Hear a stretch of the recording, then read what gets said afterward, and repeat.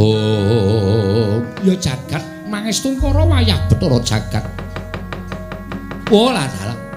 Dina samengko wis kelakon penjangkaku. Nggonku bakal gawe srana ringkihing para Pandhawa. Gedhe-gedhene patining para Pandhawa jumbuh kaliyan apa sing didhawuhke dening anak Prabu Duryudana. Gone ndusta utawa nduta kelawan aku supaya gawe patining para Pandhawa. Mongko sejatine Abimanyu ora ngerti kenthang ki muling lelakon, ora ngerti pojok plereting kahanan. Mongko sing digadang-gadang dening para Pandhawa ki mung Abimanyu. Abimanyu tak lokke yen to nyolong pustaka Jamus Klimasada, mongko Werkudara wis saguh mateni karo maling. Yayi, kula ingkang sok.